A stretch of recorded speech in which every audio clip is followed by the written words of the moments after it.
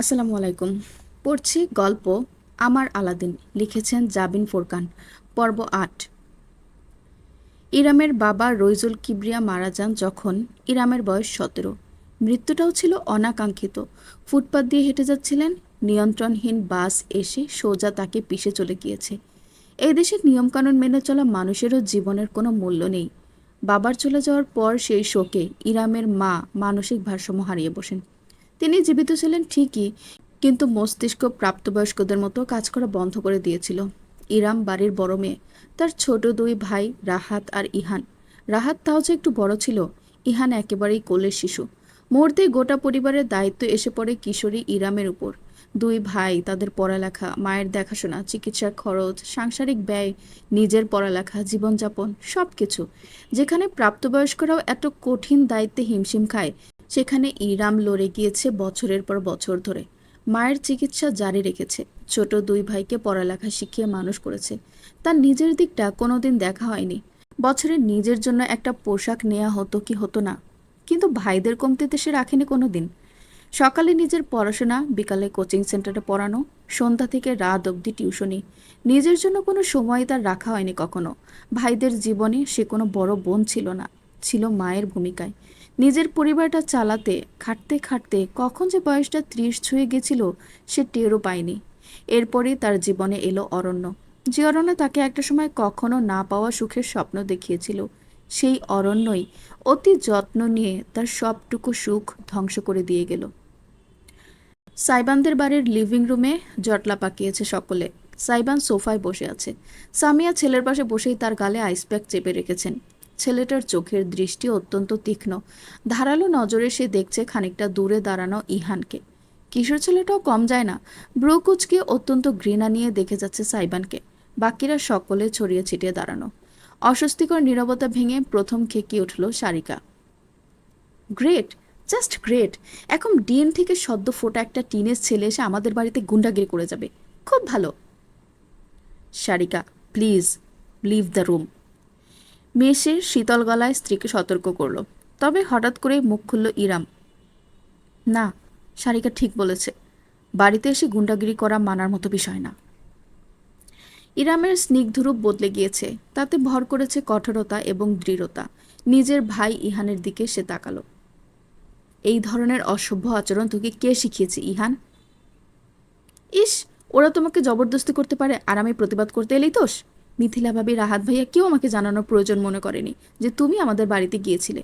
আমি বুঝতেও পারিনি রাস্তার ওপারের বাড়িতেই তোমার বাস। আজ কিনা দুঃসাহস দেখিয়ে এই মহিলা যায় আমাদের বাড়িতে তোমার বিয়ের দাওয়াত দিতে। সিরিয়াসলি? সামিয়ার দিকে আঙ্গুল তুলে গর্জে উঠল ইহান। বয়সে ছোট হলেও গায়ে গতরে অনেকখানি লম্বা সে। ফিনফিনে পাতলা শরীরে ঢোলা শার্ট আর ট্রাউজার। ইরামের ব্রু কুচকে এলো ক্রোধে। হাতের মুঠো শক্ত করে ফেলল সে নিজের নিয়ন্ত্রণে।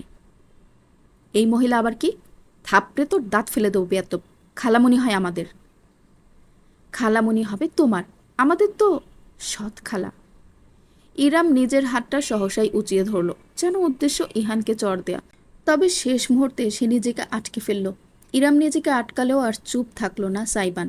শটান উঠে পড়ল সোফা থেকে। সামিয়ার শান্ত হওয়ার ইশারা সম্পূর্ণ উপেক্ষা করে আইস ক্যাপ মেঝেতে ছুঁড়ে ফেলে এগোলো। তাকে দেখতে শিকারের মতো লাগছে। ইহানের মুখোমুখি দাঁড়ালো সে। কি বললি তুই পোংটা? আরেকবার বলতো। সাইবান হঠাৎ করে এমন বিপজ্জনক রুদ্রমূর্তি ধারণ করায় ইহান একটু হলেও ভরকালো, তবে মাথা নত করল না। সৎ। শেষও করতে পারল না ইহান। সাইবানের হাত এগুলো বিদ্যুতের গতিতে ছেলেটার কলাও পাকড়াও করে এক ঝটকায় রীতিমতো শূন্যে তুলে ফেলল। ইহান সাইবানের হাত ঝুলতে লাগলো। তার পা মেঝে থেকে ইঞ্চি কয়েক উপরে, যেন পুতুল মাত্র। গর্জে উঠল সাইবান। Convince me. কেন আমার এক্ষুনি তোকে কেটে কুচি কুচি করে ড্রেনে ভাসিয়ে দেওয়া উচিত না? তোর জিভ দিয়ে আগুন ঝরে, তাই না? এই জিভ আমি। আলাদিন! মাঝখানে হস্তক্ষেপ করল ইরাম। সাইবানের বুকে এক হাত ঠেকিয়ে অন্য হাতে ছটফট করতে থাকা ছোট ভাইকে ছাড়িয়ে নিল। কয়েক কদম পিছিয়ে গিয়ে কাশতে কাশতে দীর্ঘ প্রশ্বাস টানল ইহান। হিংস্র চোখে চেয়ে রইল সাইবানের দিকে। মুখটা টকটকে লাল হয়ে গিয়েছে বেচারার। সাইবানকে জোরপূর্বক ঠেলে পিছিয়ে নিয়ে গিয়ে ইরাম দুজনের মাঝখান বরাবর দাঁড়ালো। তাকালো ইহানের দিকে। ইহান, আমার মেজাজ খারাপ হওয়ার আগে স্পষ্ট শুনে রাখো, আমাকে কেউ জোর করছে না। আমি স্বইচ্ছায় সুস্থ মস্তিষ্কে আলাদিনকে বিয়ে করতে রাজি হয়েছি। তুই কিছু না জেনে না বুঝে জন্তুর মতো একটা নির্দোষ মানুষের উপর ঝাঁপিয়ে পড়েছিস। উপরন্তু মানুষটা তোর চাইতে বয়সে অনেক বড়। আলাদিনকে এক্ষুনি সরি বলবি তুই। মাফ চা। No way! লাফিয়ে উঠল ইহান, চিৎকার করে বলল, আমি এখানে এসেছি তোমার জন্য আপু, তোমাকে বাঁচাতে। আর তুমি আমাকে উল্টো ওদের কাছ থেকে মাপ চাইতে বলছো? আমি কিচ্ছু ভুল করিনি। ঠিক করেছি, দরকার পড়লে আবার করব। কিসের বিয়ে, কিসের কি? এই বিয়ে আমি মানি না। ওই বদমাইশটাকে আমি চিনি না মনে করেছো? পুরো এলাকায় ফেমাস ওর কিচ্ছাকীর্তি। আমি এমন কারোর সাথে তোমার বিয়ে কিছুতেই হতে দেব না। না না না। আচ্ছা, তোমার এই অন্যায়ের প্রতিবাদ বচন কোথায় ছিল যখন তোমার বড় ভাই বোনের সব ত্যাগ তিতিক্ষা ভুলে নিজের মায়ের বাড়িতে সামান্য আশ্রয়টুকু অবধি দিতে পারেনি? কোথায় ছিল তোমার এই আগুন ঠালা তেজ যখন তোমার বোনের বিবাহিত জীবন অন্য একটা পুরুষের জন্য উচ্ছন্নে গিয়েছিল? কোথায় ছিলে তুমি? কলেজে প্রেম করছিলে নাকি ঠুলি চোখে চেপে বসেছিলে? প্রতিবাদটা এলো সব থেকে অপ্রত্যাশিত এক নারীর পক্ষ থেকে। সারিকা দুই হাতে মেহেদি শুকিয়ে গাঢ় কমলা বর্ণ ধারণ করেছে তার। কয়েক পা এগোলো সে।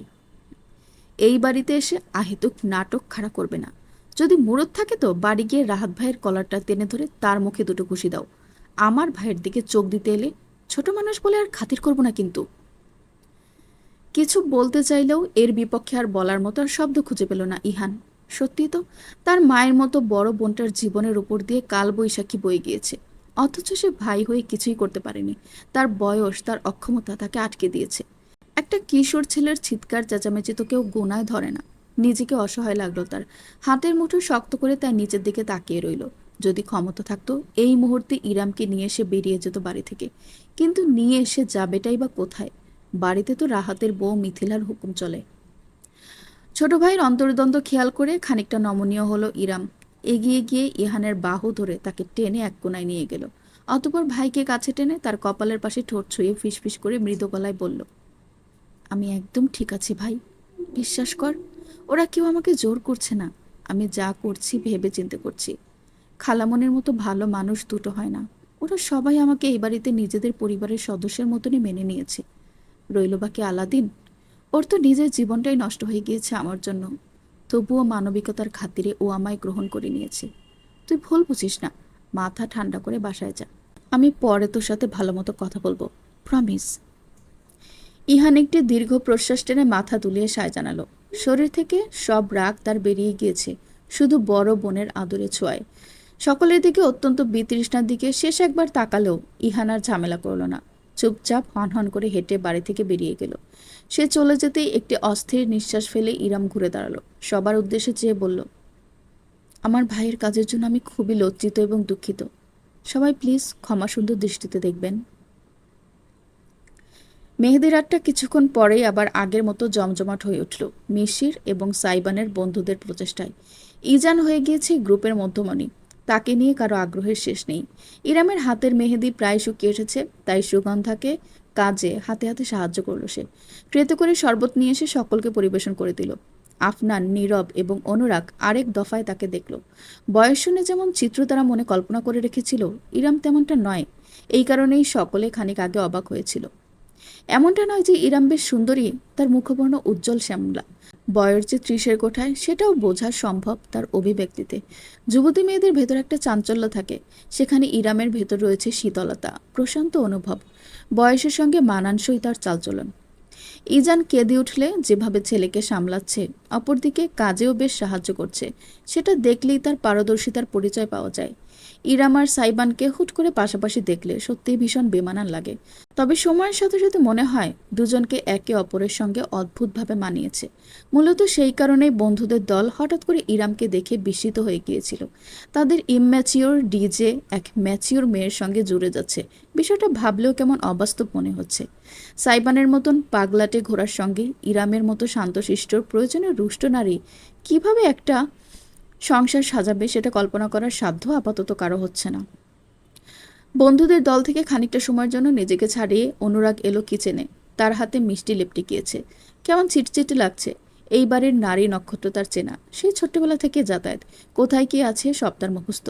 সিঙ্কে হাত ধুয়ে তোয়ালেতে হাত মুছে নিচ্ছিল সে। ঠিক এমন সময় পিছনে ভিন্ন এক অস্তিত্বকে টের পেল। সুঘ্রাণটা নাকে এসে ঠেকল। ওই শরীরের ঘ্রাণ তার খুব চেনা, ভুল হওয়ার কোনো সুযোগ নেই। কেমন আছেন অনুরাগ? ধীরে সুস্থে ঘুরে দাঁড়ালো অনুরাগ। তার সামনে দণ্ডায়মান সারিকা জলজলে দৃষ্টিতে চেয়ে আছে। সিল্কি চুলগুলো কাঁধের দুপাশে ছড়িয়ে পড়েছে। অপূর্ব মায়া মায়া লাগছে মুখটা। কতদিন পর দেখলো অনুরাগ মুখটা। হিসাব নেই। দৃষ্টি এড়িয়ে গেল সে। তাকালো তির্যকভাবে সারিকা যেখানে দাঁড়িয়ে, ঠিক তার পেছনের টেবিলের দিকে। ভালো, এক শব্দে জবাব দিল অনুরাগ। সারিকাও বুঝি কথা হারিয়ে ফেলেছে। নীরবে দাঁড়িয়ে নিজের পায়ের দিকে তাকিয়ে রইল রমণী। অনুরাগ গলা খাঁকড়ি দিয়ে সোজা হয়ে দাঁড়ালো। কতদিনের জন্য আসা হলো? বিয়ে শেষ হলে চলে যাবেন? চোখ পিটপিট করলো সারিকা, যেন ঘোর থেকে বেরিয়ে এসেছে। তেমনটাই পরিকল্পনা ছিল, কিন্তু আমাদের অ্যাপার্টমেন্টে রিনোভেশনের কাজ শুরু হচ্ছে। ও চাই আমি ততদিন বাবার বাড়িতেই থাকি। ও? পরিহাসের হাসি হাসল অনুরাগ একটুখানি। ঠিক পরক্ষণেই নিজেকে সামলে নিল। চোখে আঙ্গুল চালিয়ে সোজা হয়ে দাঁড়ালো। যাকগে, শুনে ভালো লাগলো যে আপনি সুখে আছেন। সারিকার ঠোঁটে অতি সূক্ষ্ম এক বেদনার হাসি ফুটল বুঝি। অনুরাগ দেখল না, দেখতে চায় না, শুধু কষ্ট বাড়ে। আমি যাই, আমাকে বোধহয় ওরা খুঁজছে। একটা বাহানা দিয়ে হনহন করে কিচেনের বাইরের দিকে এগোলো অনুরাগ। তবে সারিকার কণ্ঠস্বর তাকে জমে যেতে বাধ্য করল। আপনি বিয়ে করছেন না কেন? প্রথমটাই কিছুই বলল না অনুরাগ। সারিকা ঝাপসা দৃষ্টিতে দেখল তার কাঁধ জোড়া উঁচু হয়ে আবার ঝুলে পড়ল। সামান্য শব্দ তুলে হাসল, এবার সিনহাদের ছেলে। অতঃপর একটি দীর্ঘশ্বাস ফেলে বলল, বিয়ে? এখনো সময় হয়নি। ভগবান যখন চাইবেন তখন হয়ে যাবে, চিন্তা নেই। এটুকু বলেই অনুরাগ বেরিয়ে গেল কিচেন থেকে। সারিকা ঠায় দাঁড়িয়ে রইল যতক্ষণ বান্দাকে দেখা গেল। কখন যে তার বাম চোখ বেয়ে এক ফোঁটা উষ্ণ অশ্রু গড়িয়ে নামলো সে টেরটুকুও পেল না। দ্রুত শাড়ির আঁচল দিয়ে চোখ মুছে ফেলে চেহারায় জোরপূর্বক শান্ত ভাব ফুটিয়ে সে কিচেনের বাইরের দিকে হাঁটা দিল। যেই না সে বাইরে পা রেখেছে, অমনি এক অনাকাঙ্ক্ষিত দৃশ্যের মুখোমুখি হলো। দেয়ালের একদম পাশেই নিঃশব্দে দাঁড়িয়ে আছে ইরাম, হাতে খালি গ্লাস ভর্তি ট্রে। খুব সম্ভবত কিচেনে এসব রেখে যেতে এসেছে। সারিকা ব্রু কুচকে খানিকটা শত্রুভাবাপন্ন দৃষ্টিতে তাকালো। এই মেয়ে কিছু শুনেছে নাকি? অথচ ইরাম যেমন শান্ত ছিল তেমনই শান্ত রইল। এগিয়ে এসে একদম নীরবে সারিকাকে পাশ কাটিয়ে কিচেনের ভেতর আড়াল হয়ে গেল সে। ভোররাত 4টা বেজে এসেছে। আর কিছুক্ষণ বাদেই ফজরের ওয়াক্ত শুরু হয়ে যাবে। অথচ ইরামের চোখে কোনো ঘুম নেই। ইজান তার বুকের উপর পরম শান্তিতে নিদ্রাচ্ছন্ন। সারাদিনের কার্যক্রমে ওইটুকু টুদের বাচ্চা এমনভাবে ঘুমাচ্ছে যে একবারও ইরামকে জ্বালাতন করার জন্য জেগে ওঠেনি। ইরামের শরীর যেন ঝিম ধরে আছে। আর মাত্র কয়েক ঘন্টা, এরপরই তার জীবন নেবে এক নতুন মোড়। সে কি পারবে এই লড়াইয়ে টিকে থাকতে? জীবনটা তো তার জন্য কখনোই ভালো কিছু বয়ে আনেনি। নানান চিন্তা তাকে বিশ্রাম নিতে বাধা দিচ্ছে। শেষমেশ ইরাম হাঁট মারল। ইজানকে বিছানায় শুয়ে কোলবালিশ দিয়ে মাঝখানে রেখে উঠে এলো। এলোমেলো চুলগুলো আছড়ে খোপা বেঁধে ওড়না গায়ে জড়িয়ে বেরিয়ে এলো বাইরে।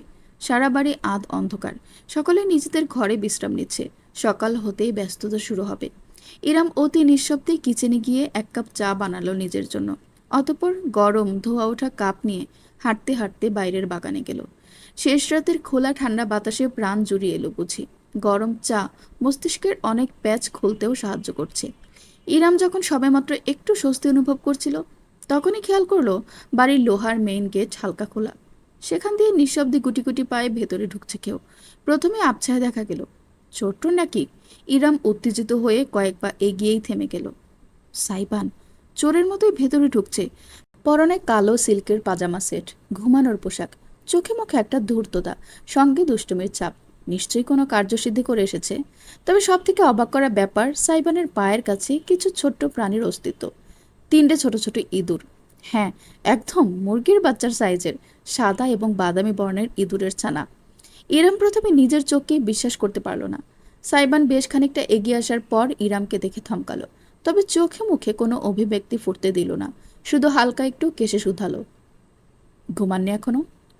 তবে ইরামের সমস্ত মনোযোগ এখন সাইবানের পায়ের কাছে ঘুরঘুর করতে থাকা ইঁদুরের ছানার দিকে। তুমি কোথা থেকে ইঁদুর ধরে এনেছো? ইরাম বিস্ময় নিয়ে জিজ্ঞেস করতেই সাইবান চোখ মুখ কুঁচকে ফেলল, যেন অপমানিত হয়েছে। ইঁদুর? ইঁদুর হবে আপনার ভাই। এগুলো হ্যামস্টার, আমার বাচ্চারা। ফ্যাল ফ্যাল করে চেয়ে রইল ইরাম। সাইবান নুয়ে নিজের হাতের তালুর উপর 3টে হ্যামস্টারকে তুলে নিয়ে বুক পকেটের ভেতর রাখলো। তিনজনেই ঠাসাঠাসি করে বসিয়ে মুখ বের করে দাঁত দেখাতে লাগলো। আঙ্গুল তুলে পরিচয় করিয়ে দিল সাইবান।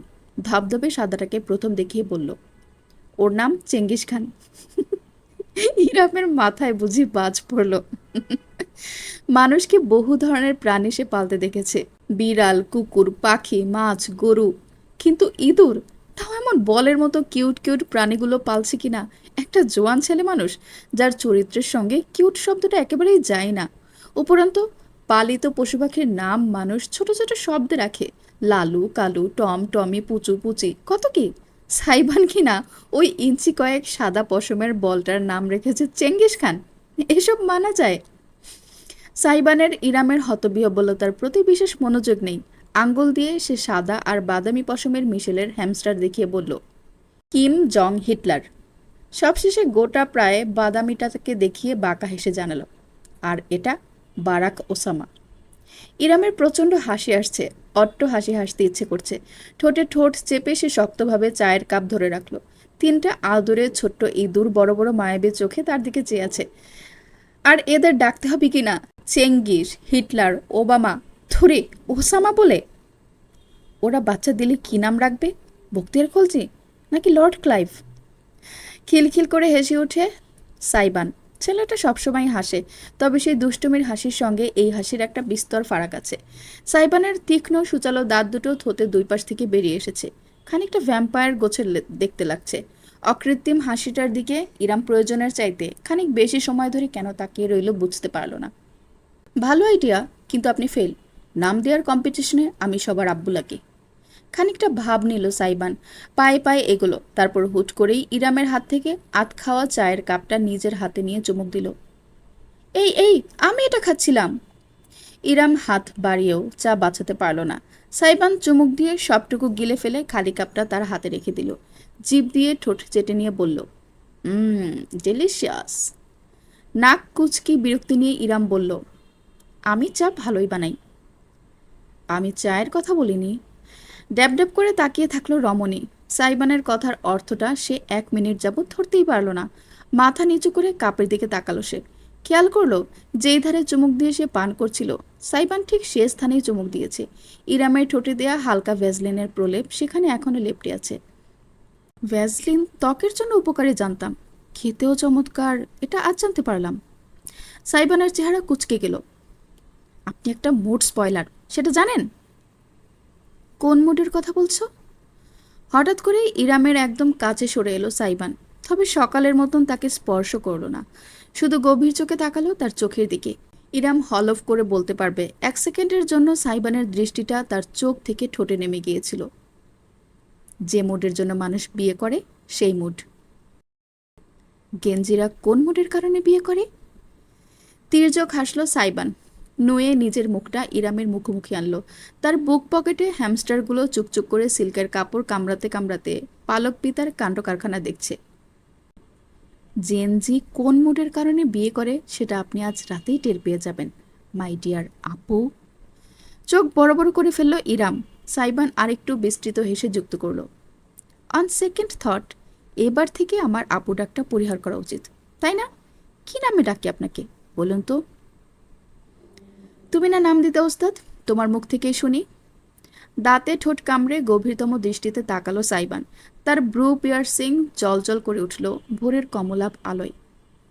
দিলেন তো ঘেটু করে। আমার বউকে আমি কি নামে ডাকবো জানতে পারলে আপনি সইতে পারবেন না আপু। এতটাও দুর্বল মনে হয় আমাকে? হ্যাঁ, স্লো সে। চোখ পিটপিট করলো ইরাম। সাইবান এত আস্তে বিড়বিড় করে কথাটা বলেছে যে সে ঠিকমতো শুনতে পায়নি। কি বললে? বিরাট হাসলো সাইবান, দূরে সরে দাঁড়িয়ে এবার জোর গলায় বলল, snowflakes. See you at our wedding soon. স্যালুটের ভঙ্গি করে সাইবান নিজের হ্যামস্টার বাচ্চাদের আদর করতে করতে হেলে দুলে ঘরের ভেতর চলে গেল। ইরাম তাকে জিজ্ঞেস করার সুযোগও পেল না এই ভোর রাতে ছেলেটা বাইরে কোথায় গিয়েছিল, কি কাণ্ড করে এসেছে। সে শুধু অথর্বের মতো দাঁড়িয়ে থাকলো নিজের জায়গায়। পরক্ষণে হাতের খালি কাপটার দিকে তাকালো। সূর্যোদয় হতে শুরু করেছে। লালচে কমলের রশিতে ছেয়ে গিয়েছে গোটা ধরিত্রী। দমকা হাওয়ায় এসে ইরামের ওড়না উড়িয়ে নিল। এক হাতে খোপা টেনে খুলে দিল সে। লম্বা চুলগুলো বাতাসে উঠতে লাগলো নদীর ঢেউয়ের মতন। চোখ বুজে ফেলল ইরাম, অনুভব করলো পৃথিবীকে। অবশেষে এই দিনটির আলো তার শরীর ছুঁয়েই দিল। নতুন শুরু নাকি নতুন সমাপ্তি, কোনটার সূত্রপাত ঘটবে আজ, সেটা এখন শুধু সময় বলতে পারবে। পর্ব 9। ইরাম আপু, প্লিজ একবার আমার কথাটা শুনুন। এখান থেকে যাও আলাদিন, তোমার কথা আমি পরে শুনবো। না, আপনাকে এক্ষুনি শুনতে হবে, এই মুহূর্তেই। আমার খুব দরকার আপু। পরে আসতে বলেছি। না, আমি এখনই বলবো, পরে। যাও আলাদিন, আমার চোখের সামনে থেকে দূর হও। ধরফর করে বিছানায় উঠে বসলো সাইবান। সমস্ত শরীর ঘেমে একাকার হয়ে গিয়েছে তার। এসি চললেও কোনো কাজেই দিচ্ছে না। বুকটায় ভারী চাপ জেঁকে বসেছে।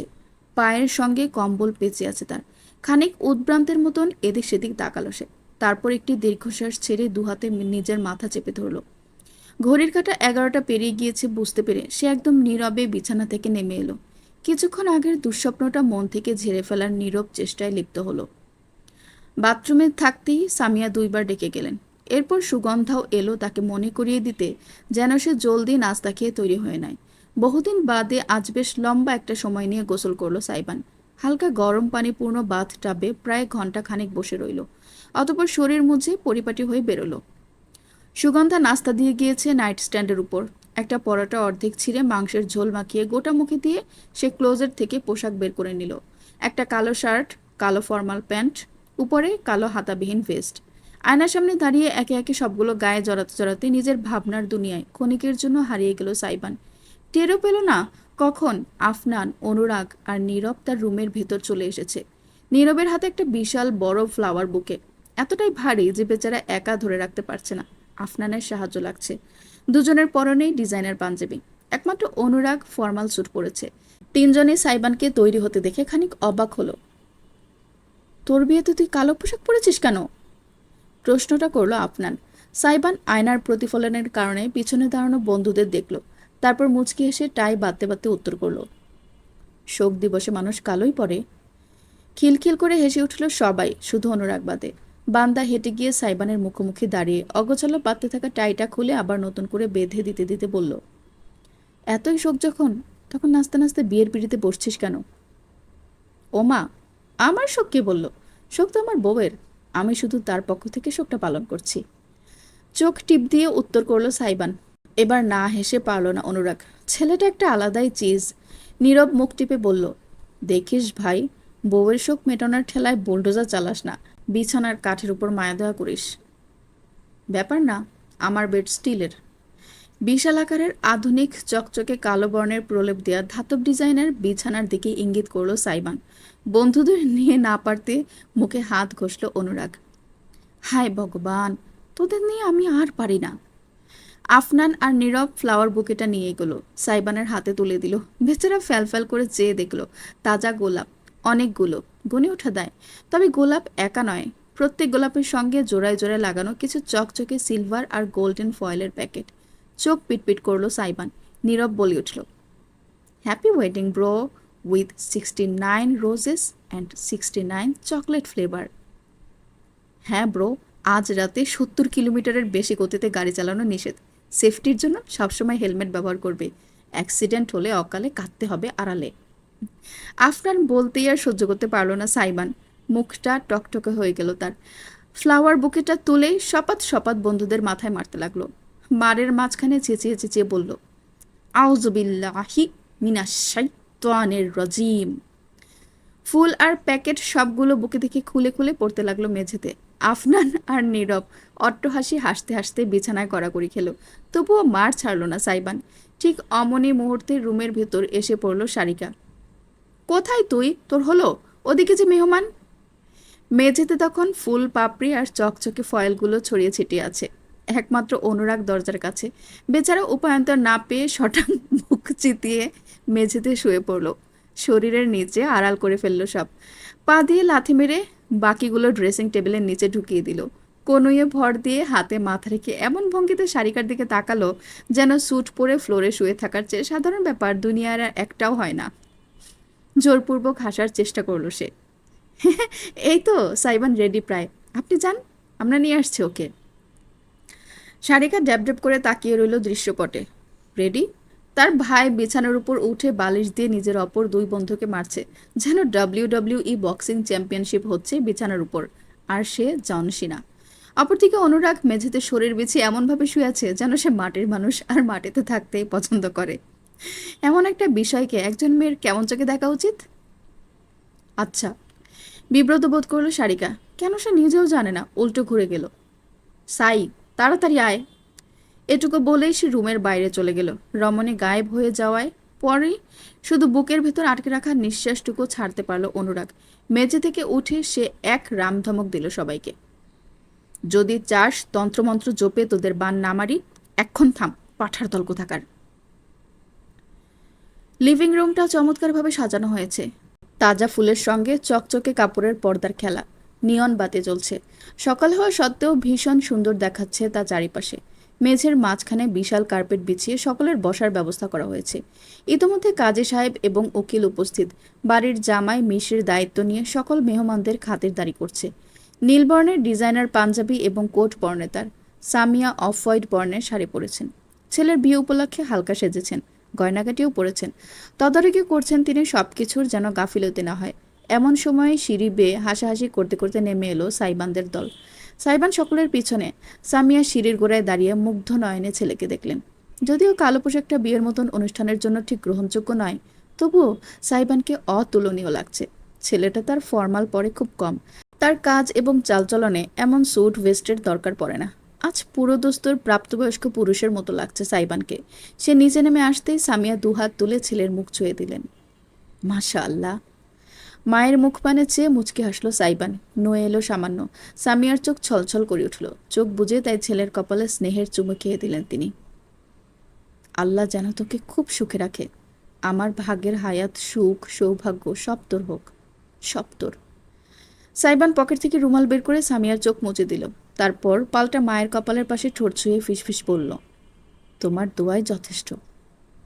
আর আমার? ঠিক তখনই পাশে উপস্থিত হলো সারিকা। বিরাট হাসি নিয়ে ভাইয়ের দিকে চেয়ে আছে সে। সাইবান মাথা ঘুরিয়ে তাকালো, বাঁকা হেসে বলল, তুই তুই উচ্ছন্নে যা। দেখেছো দেখেছো মম, আজ বিয়ের দিনটাও আমাকে ছাড় দিল না। তোর মুখে পোকা পড়বে বেয়াদ্দব ছেলে। খিলখিল করে বোনকে কাছে টেনে হালকা জড়িয়ে ধরল সাইবান। তোকে একদম দুই চোখে সহ্য করতে পারি না সিস। হ্যাঁ জানি তো, বিয়ে হলে আরো ভুলে যাবি। যাব না যদি অতি সত্বর আমাকে মামা বানাতে পারিস। সারিকার মুখটা লালচে হয়ে গেল। ঠাস করে ভাইয়ের বুকে থাপ্পড় দিল। ঠিক অমন সময় সদর দরজা দিয়ে দুজন মানুষকে ঢুকতে দেখে সারিকা সহ সকলেই থমকে গেল। রাহাত আর ইহান দুইজনেই নিঃশব্দে পাশাপাশি হেঁটে আসছে। ব্রু কুচকে ফেলল সারিকা। এরা এখানে কি করছে? আমি ডেকেছি, উত্তর করলেন সামিয়া। দৃঢ় দৃষ্টিতে সন্তানদের দিকে চেয়ে বললেন, হাজার হোক, ওদের বোনের বিয়ে, ওদেরও হক আছে। সাইবান কে ভাবছে বোঝা না গেলেও সারিকাকে ভীষণ অসন্তুষ্ট মনে হলো। তবে মায়ের উপরে কোনো কথা সে বলল না। কিছুক্ষণ বাদে সবাই কার্পেটের উপর বসলো। কাজী সাহেবের মুখোমুখি বসেছে সাইবান। তার পাশের জায়গাটা ফাঁকা রাখা হয়েছে। তার অন্য পাশে অনুরাগ এবং মিশির বসেছে। অনুরাগের কোলে ইজান। সুতির পোশাক পরানো হয়েছে তাকে। একদম বাধ্য ছেলেটি হয়ে সে অনুরাগের কোলে বসে একটা খেলনা গাড়ি দিয়ে খেলছে। সাইবান আর চোখে কেন যেন বেশ কয়েকবার ইজানকে ঘুরে ফিরে দেখল। অচেনা মানুষদের ভিড়ে বাচ্চাটা ঠিকঠাক আছে কিনা সেটা নিয়ে তার মনে একটা খচখচে ভাব কেন তৈরি হয়েছে সে বুঝতে পারছে না। মেয়েকে নিয়ে আসুন, আমরা শুরু করে দেই, দেরি কিসের? কাজী সাহেব বলতেই সামিয়া মাথা দুলিয়ে উঠে গেলেন। অন্দরমহলে আড়াল হয়ে গেলেন। সাইবান ঠায় নিজের জায়গায় বসে ইজানকে দেখতে লাগলো। বাচ্চাটা এখন খেলনার প্রতি আগ্রহ হারিয়ে মিশিরের কোটের বোতাম ধরে টানাটানি করছে। আনমনে মুচকি হাসল সে। সেই হাসিটুকু হঠাৎ করে জমে গেল দৃশ্যটি নজরে আসতেই। অন্দরমহল থেকে ধীর পায়ে বেরিয়ে এলেন সামিয়া। তার পাশেই ইরাম, জলপাই বর্ণের একটা চকচকে শাড়ি জড়ানো অঙ্গে। তাতে উজ্জ্বল সিলভার জরির কাজ। শাড়ির পার সোনালি, লাইটের আলো পড়লেই মোহনীয় এক দ্যুতি ছড়াচ্ছে। শাড়ির আঁচলটাই মাথায় তুলে দেয়া। খুবই হালকা সাজ, সঙ্গে পাতলা কিছু সোনার গহনা। এটুকুই, অতিরিক্ত বাড়াবাড়ি কিছুই নয়। বয়সের সঙ্গে মানানসই। তবুও সাইবান নিষ্পলক চেয়ে রইল।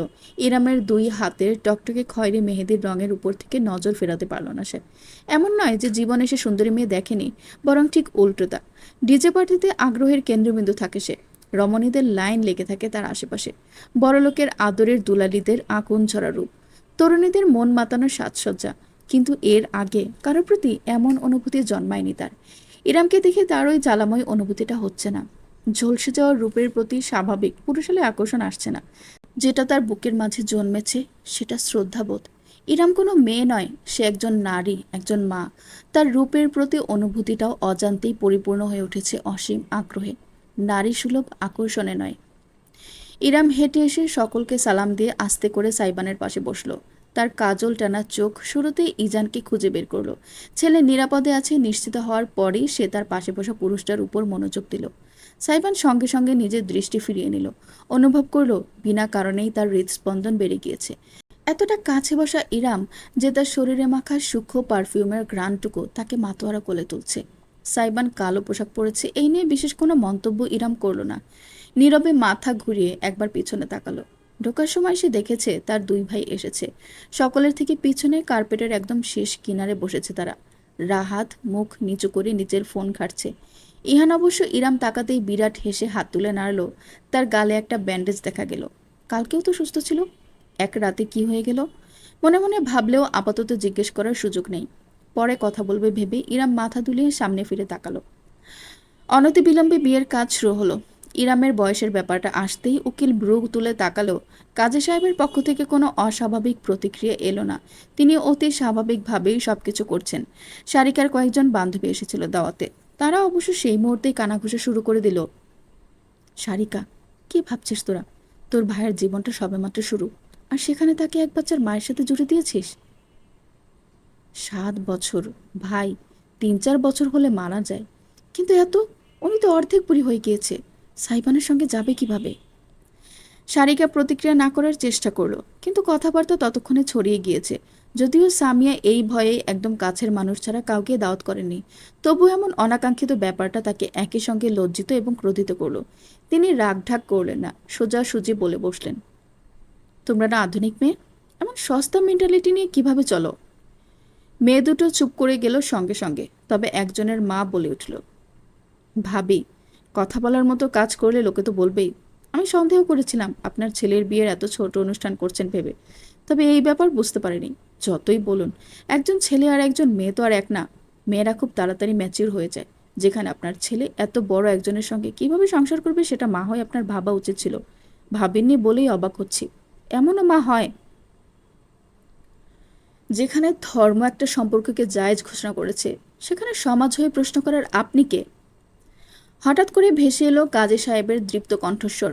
মুহূর্তেই পিনপতন নীরবতা নেমে এলো চারপাশে। কাজী সাহেব কাগজপত্র রেখে মুখ তুলে তাকালেন। মুখ ভর্তি সাদা দাড়ি, জলজলে চোখে পড়া চশমার ভেতর থেকে তিনি তাকালেন সামনে। আপনাদের শখ করে আগ্রহ নিয়ে একজন মা নিজের ছেলের বিয়েতে সাক্ষী হতে দাওয়াত করেছেন। আপনাদের অতিথি হিসেবে মার্জিত আচরণ করা উচিত, সমালোচনা না। এবারেও কেউ কোনো কথা বলতে পারল না। কাজী সাহেব সরাসরি তাকালেন সাইবানের দিকে। আপনার স্ত্রী আপনার থেকে বয়সে বড়, আর তার একটি নাবালক শিশু সন্তান রয়েছে। এই নিয়ে আপনার আপত্তি আছে? সাইবান তীক্ষ্ণ দৃষ্টিতে তাকালো, অতঃপর জবাব দিল, না। মুচকি হাসলেন কাজী সাহেব। বেশ, তবে আমরা নিকাহ কার্যক্রম জারি রাখি। উকিল এবং কাজী সাহেব মিলে সবকিছু ঠিকঠাক করার পর অবশেষে এলো সেই মহেন্দ্রক্ষণ। মরহুম রাইজুল কিবরিয়ার সুযোগ্য কন্যা ইরাম কিবরিয়া। আপনি কি 11,11,101 টাকা দেনমোহর ধার্যে AKM আহমদ উদ্দিনের সুযোগ্য পুত্র সাইবান আলাদিনকে নিজের স্বামী হিসেবে গ্রহণ করতে রাজি? রাজি থাকলে কবুল বলুন। একটি দীর্ঘ প্রশ্বাস টানল ইরাম। তার মনে হলো কয়েক সেকেন্ডের ভেতর নিজের গোটা জীবন থেকে ঘুরে এলো সে।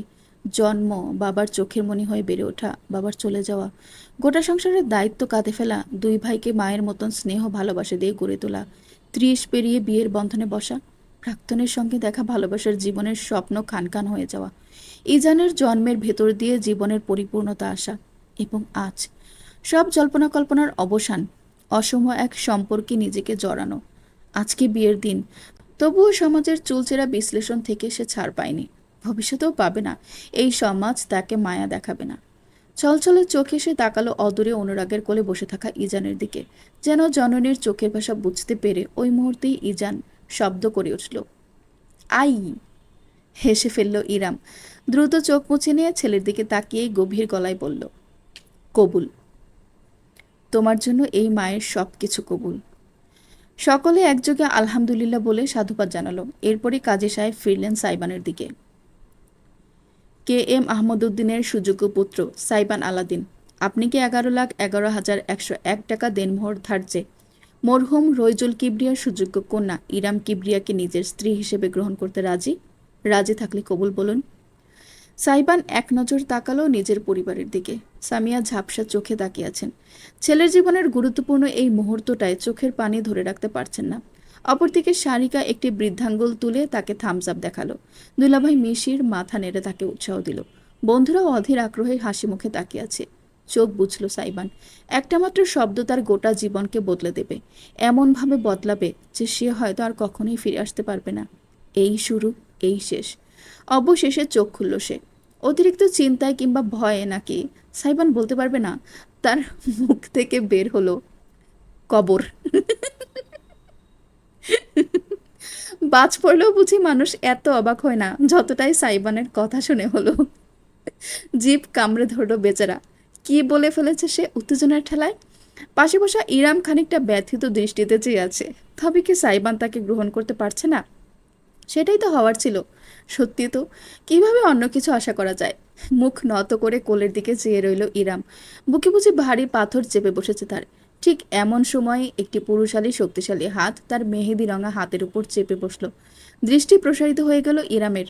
তার কানে সুগভীর কণ্ঠের জবাবটি ভেসে এলো বাঁধ ভাঙা জোয়ারের মতন। কবর অবধি কবুল, কবুল কবুল কবুল। চারিদিকে আরেক দফায় উল্লাসধ্বনি ছড়িয়ে পড়ল, অথচ ইরাম কিছুই টের পেল না। একদৃষ্টে চেয়ে রইল সে নিজের হাতের উপর রাখা শিরা উপশিরাপূর্ণ লম্বাটে আঙ্গুলযুক্ত হাতটার দিকে। পর্ব 10। একটা বিশাল থালায় পোলাও, কোরমা, খাসির রেজালা, কাবাব, আস্ত দুটো মুরগির গ্রিল, ঘন ডাল, সালাদ, মিষ্টি সবকিছু সাজিয়ে রাখা হয়েছে। নতুন বর সাইবানের সঙ্গে খেতে বসেছে তার বন্ধুরাও। গরুর মাংসের তরকারিটা আলাদা রাখা হয়েছে অনুরাগের কথা চিন্তা করে। কার্পেটের উপর পাত পেরে খেতে বসেছে সকলে এক থালাতেই। নীরব এত বড় সাইজের গ্রাস মুখে তুলছে যেন তার খাবার কেউ টেনে নিয়ে যাবে। আফনান ছাগলের মতো কচকচ করে কাঁচামরিচ খেয়ে যাচ্ছে। এই নিয়ে বন্ধুদের মাঝে হাসাহাসির কমতি নেই। এখানে শুধু পুরুষেরা আছে, মেয়েদের খাবারের ব্যবস্থা আলাদা করে গেস্ট উইংয়ে করা হয়েছে। খেতে খেতে সবার প্রথমে নীরব বলে উঠল, ভাই, কে যেন এককালে বলেছিল আমাদের মেয়েদের সুগার ড্যাডি হবে? খুঁজিস না, এখন সে এক বাচ্চার ড্যাডি হয়ে গেছে। অট্টহাসি হেসে বলে উঠল আফনান। নীরব বন্ধুর সঙ্গে তাল মেলালো। আবার কি বলে? কবর অবধি কবুল। ও মা গো, টুরু লাভ। শেষ গুরু, তুই শেষ।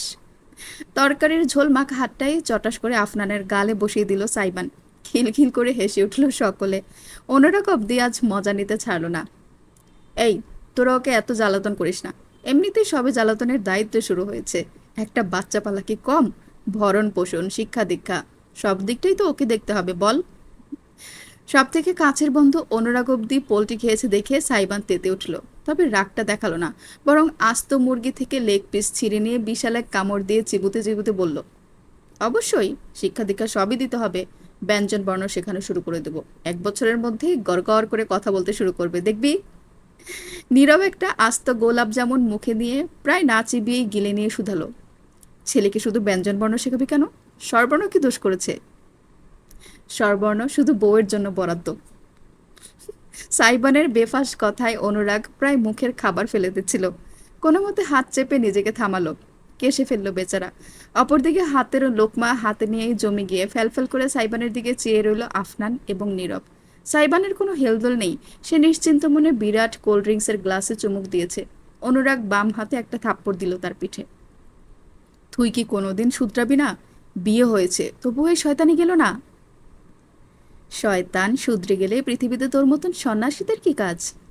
বাঁকা হেসে জবাব দিল সাইবান। আর পারল না আফনান আর নীরব। উভয়ে হাসতে হাসতে ফ্লোরে গড়াগড়ি খেতে লাগলো। অপরদিকে ইরাম ইজানকে নিয়ে ব্যস্ত। খেতে বসেনি সে এখনো। ছেলে ঘুমাবে, ঢুলু ঢুলু চোখে তার বুকে লেপ্টে আছে। তাকে নিয়ে হাঁটাহাঁটি করছে, সঙ্গে সকলে ঠিকমতো খাচ্ছে কিনা সেই বিষয়টাও তদারকি করছে। চোখের কোণে সে খেয়াল করলো রাহাত আর ইহান দুইজনই বাড়ির চৌকাঠ বেয়ে নেমে যাচ্ছে। আর অপেক্ষা করলো না ইরাম। দ্রুত হেঁটে বেরিয়ে গেল বাইরে। ইজানকে নিজের বুকে সাবধানে আড়াল করে রেখে ভাইদের পিছু নিল সে। মেইন গেটের কাছাকাছি গিয়ে থামালো তাদের। ভাই, ইহান থামলো আগে। ঘুরে ইরামকে দেখে বনের দিকে ছুটে গেল। রাহাত খানিকটা অপ্রস্তুত ভঙ্গিতে দূরেই দাঁড়িয়ে রইল। আপু! ভাইয়ের মুখের দিকে চেয়ে খানিক আদর করে দিয়ে ইরাম শুধালো, খেয়েছিস? হুম। তোর গালে কি হয়েছে? ব্যান্ডেজ লাগানো গালটা হালকা একটু ঘষে ভ্রু কুচকে ফেলল ইহান। ইঁদুর কামড়েছে। ইঁদুর? চোখ কপালে উঠে গেল ইরামের। হতবাক নয়নে চেয়ে রইল ছোট ভাইয়ের মুখ পানে। ইঁদুর এলো কোথা থেকে? জানি না। আমার রুমে তেলাপোকা ছিল, ইঁদুর না। কিন্তু গতকাল রাতে কোত্থেকে যেন এলো। পালিয়েও গেল, ঠিকমতো দেখতে পাইনি। ধরতে পারলে পিষে ফেলতাম সারাদের। ডাক্তার দেখিয়েছিস? Tetanus injection? চিন্তা করো না, ইঞ্জেকশন দেয়াই আছে। ফার্মেসিতে দেখিয়েছে সকালে। লাল দাগ হয়ে গিয়েছে। বলেছে কয়েকদিন গরম পানির শেক দিলে ঠিক হয়ে যাবে। গজগজ করে বলল ইহান। ছোট ভাইয়ের রুমে ইঁদুর ঢোকার রহস্য ইরাম ধরতে পারলেও বিশেষ কোনো মন্তব্য করল না। ইহানও সেই বিষয়ে কথা বাড়াল না, বরং আগ্রহ নিয়ে তাকালো ইজানের দিকে। গাল টেনে দিল। আমার মামাটা কেমন আছে? হুম? ইজান কুই কুই করে আবার মায়ের বুকে মাথা গুজে ফেলল। হাসলো ইহান। আহারে, শরম পেয়েছে বেচারা। পরক্ষণেই সেই হাসি মুছে গেল তার। জলজলে দৃষ্টিতে দেখল ইরামকে। তুমি এমনটা কেন করলে আপু? আমি কিছুতেই সইতে পারছি না। ওদের সঙ্গে তুমি, ওই লোকগুলো। শ্, তোকে বলেছি তো ভাই, আমি যা করছি সুস্থ মস্তিষ্কে ভেবে যেতে করছি। ভবিষ্যতেও করব। ইরামের হাতটা নিজের সুস্থ গালে চেপে ধরে মাথা নেড়ে ইহান বলল, ঠিক আছে, তোমার কথাই সই। তবে তুমি আমাকে প্রমিস করো, যদি ওরা তোমাকে তিল পরিমাণও কষ্ট দেয় তুমি সঙ্গে সঙ্গে আমাকে বলবে। আগের বারের মতন চুপ করে সহ্য করে যাবে না। কথা দাও আমাকে আপু, প্লিজ। মৃদু হাসলো ইরাম। ঝুঁকে এসে ছোট ভাইয়ের কপালে কপাল ঘষে বলল, আমার কিচ্ছু হবে না ভাই। আমি ঠিক নিজের খেয়াল রাখবো। চিন্তা করিস না। আজকে আসার জন্য তোদেরকে অনেক অনেক ধন্যবাদ। আমি সত্যি তোদের খুব মিস করি রে। চোখ বুজে মা তুল্য বড় বোনের অস্তিত্বটুকু অনুভব করলো ইহান প্রাণ ভরে। তবে বেশিক্ষণ পারল না। পিছন থেকে ডাক ভেসে এলো, ইহান, দেরি হয়ে যাচ্ছে আমাদের। রাহাত তাড়া দিচ্ছে। ইহানকে বেশ অসহায় দেখালো। করুণ চোখে একবার ইরামের দিকে চেয়ে সে পিছিয়ে গেল।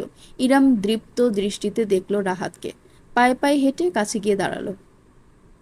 আমার সঙ্গে কথা না বলেই চলে যেতে চাচ্ছিস? কথা বলার মতন মুখ তো তুমি রাখোনি আমাদের আপু। মহল্লা এর মধ্যেই ছিচে পড়ে গিয়েছে। সারাদিন ওই বাড়ির ভেতর বসে থাকলে জানবে কিভাবে? রাহাতের কাটকাট কথায় এবার আর কষ্ট হলো না ইরামের। ঠিকই, নাক কেটে ফেলেছি তোদের, তাই না? হ্যাঁ, ভাবলি আমার লজ্জা লাগছে তুমি নিজের হাঁটুর বয়সে একটা ছেলের সাথে বিয়ে করেছো। তাও আবার ওই, কি জানো, ফিজে না ডিজে, নেশার পার্টি করে বেড়ায়। আতপাকলা বেয়াদ্দব ছেলে একটা। দুলা ভাইকে নিয়ে ভদ্রভাবে কথা বলবি। ইরামের হঠাৎ প্রতিবাদে থমকে গেল রাহাত। প্রসারিত নয়নে চেয়ে রইল বড় বোনের দিকে। ইরাম তার মুখোমুখি হলো বিনা দ্বিধায়। বোনকে যখন সামান্য আশ্রয়টুকুও দিতে পারিসনি, তখন তার ব্যক্তিগত জীবন সম্পর্কে কথাও বলতে আসবি না। আর হ্যাঁ, আরেকটা কথা। ইজান ঘুমিয়ে গিয়েছে বুঝতে পেরে ছেলেকে কাঁধের উপর তুলে নিজের শাড়ির আঁচল দিয়ে ঢেকে ইরাম দৃঢ় গলায় বলল, মায়ের সম্পত্তিতে মেয়েদের ভাগ আছে। মুন্সিবাড়িতে আমার যে ভাগ, সেই ভাগ আমায় বুঝিয়ে দিবি। না হলে সমপরিমাণ টাকা দিয়ে সেই ভাগ আমার থেকে কিনে নিবি। 2 মাস সময় দিচ্ছি। কি করবি ভেবে আমাকে জানাস। আর দাঁড়ালো না ইরাম। হতবাক রাহাতকে সম্পূর্ণরূপে উপেক্ষা করে ইহানকে শেষ একবার নরম দৃষ্টিতে দেখে হনহন করে হেঁটে সে বাড়ির ভেতরে চলে গেল। ইহান নিজের জিন্সের পকেটে হাত ঢুকিয়ে তির্যক হেসে বড় ভাইকে পাশ কাটিয়ে হেঁটে যেতে যেতে বলল, সারা জীবন বিড়াল দেখতে দেখতে একদল ভুলেই গিয়েছিল বিড়াল কেন বাঘের মাসি হয়। রাত 9টা। সারাদিনের হট্টগোল আর ক্লান্তির পর অবশেষে ইরামের বিশ্রামের সুযোগ হয়েছে। এত সময় যাবৎ তেমন কিছু মনে না হলেও এখন বাস্তবতা সম্পূর্ণরূপে ইরামকে ঘিরে ধরেছে। কারণ গেস্ট রুমের বদলে তার ঠাঁই হয়েছে সাইবানের বেডরুমে। রুমটা আধুনিক। অতিরিক্ত আসবাবপত্রের বালাই নেই। যেটুকু আছে তাও মডার্ন ডিজাইনের। কালো ধাতুর তৈরি। বিছানার বেডশিট অবধি কালো রঙের। সিল্কের কাপড়ের উপর লাল গোলাপের পাপড়ি ছড়িয়ে রাখা। ইতিউতি বেশ কয়েকটি তাজা রজনীগন্ধার ছড়া মোহনীয় গ্রানে মাতোয়ারা করে তুলেছে রুমটাকে।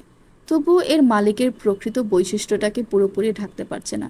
দেয়ালে মাইকেল জ্যাকসন আর চাইনিজ কিংবা কোরিয়ান কোনো বয় ব্র্যান্ডের পোস্টার লাগানো। আরও কয়েকজনের চেহারা আছে, তবে এই সেলিব্রিটিদের ইরাম চেনে না। দেয়ালের একপাশে সাউন্ডের বেশ কিছু যন্ত্রপাতি, সঙ্গে ছোট কন্ট্রোল বোর্ড। এক কোনায় ট্রিপল মনিটরের গেমিং সেটআপ। কাউচের উপর অবহেলায় দুটো 10 কেজির ডাম্বেল পড়ে আছে। একটি দীর্ঘশ্বাস ছাড়ল ইরাম। নিজের সঙ্গে এই অস্তিত্বের সামান্যতম মিলও খুঁজে পেল না। তার ভালো লাগে বই, খোলামেলা পরিবেশ, বেশি হলে একটা ঝুলদোলনা, মাঝে মাঝে গান শোনার জন্য অ্যান্টিক রেডিও সেট। এই তো, খুব বেশি চাহিদা তার কোনো কালেই ছিল না। সে সত্যি সাইবান আলাদিনের সঙ্গে এক সূত্রে বাঁধা পড়েছে। এই রুমটাই তার প্রমাণ। ক্ষণস্থায়ী হলেও এই রুমটাতে আপাতত তার ঠিকানা। হিসাব মতো আজকে ইরামের বাসর রাত। তবে এই রাত নিয়ে কোনো প্রকার আগ্রহ, আকাঙ্ক্ষা কিংবা ভাবার ইচ্ছাটুকুও তার মাঝে নেই। ইজানকে আজ কৌশলে সামিয়া নিজের কাছে রেখে দিয়েছেন। মুখে না বললেও ইরাম বুঝতে পেরেছে তাদের প্রাইভেসি দিতে, যার আদতে কোনো প্রয়োজন ছিল না। এমন কিছু এখানে হতে যাচ্ছে না, তবে সেই কথা শুধু সে আর সাইবানি জানে। নিজের শাড়ি বদলানোর কথা ভাবল ইরাম, তবে সঙ্গে করে কাপড় আনতে তো ভুলে গিয়েছে। দরজা খুলে বাইরে গিয়ে আবার নিয়ে আসবে? এত কাহিনী কে করবে? তার থেকে গয়না খুলে একটু ফ্রেশ হওয়া যাক ভেবে ইরাম গলা আর কান থেকে হালকা গহনাগুলো খুলে রাখলো। রুমের একপাশে লাগোয়া বারান্দা, অন্য পাশে আরেকটা দরজা, বাথরুমই হবে ভেবে স্লাইড করে কাচের দরজাটা খুলে ইরাম ভেতরে পা রাখলো। তবে সামনের দৃশ্য তাকে জমিয়ে দিল। জায়গাটাকে বাথরুম বলবে না অন্য কিছু, ইরাম কয়েক লহমা ভেবেই পেল না। হঠাৎ করে কেউ দেখলে মনে করবে বুঝি জঙ্গলে ঢুকে পড়েছে।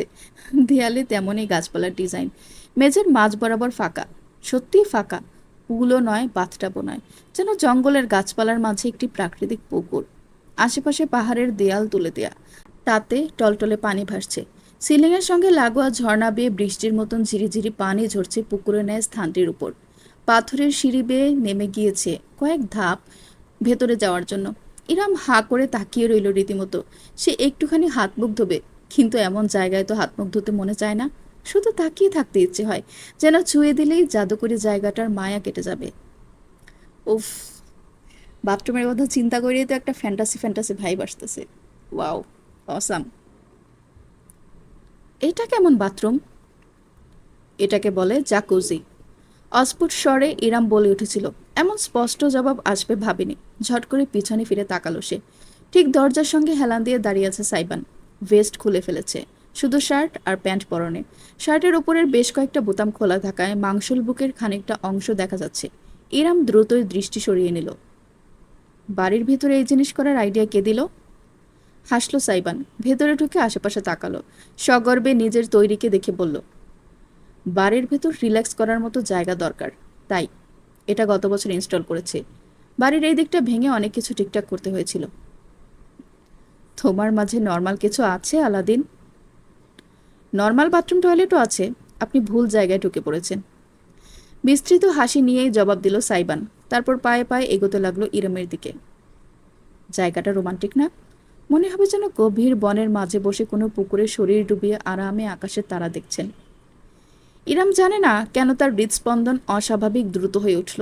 আজ তাদের বাসর রাত। এই বিষয়টাই তার অনুভূতির সঙ্গে বেশ বাজেভাবে খেলতে শুরু করে দিয়েছে। অজান্তেই পিছিয়ে পড়ল সে। পানির একদম কিনারার পাথরের কাছে গিয়ে থামল। সাইবান রীতিমতো নির্লজ্জভাবেই তাকে আপাদ মস্তক পর্যবেক্ষণ করল। ইরাম আর ঘোমটা দিয়ে নেই। গাঢ় জলপাই বর্ণের চকচকে শাড়িটা তার শরীরে ওতপ্রোতভাবে জড়িয়ে আছে। সাইবান এতদিন ভালো করে দেখেনি কিংবা সংকোচ করেছে, অথচ আজ তার দৃষ্টিতে বিন্দুমাত্র সংকোচ রইল না।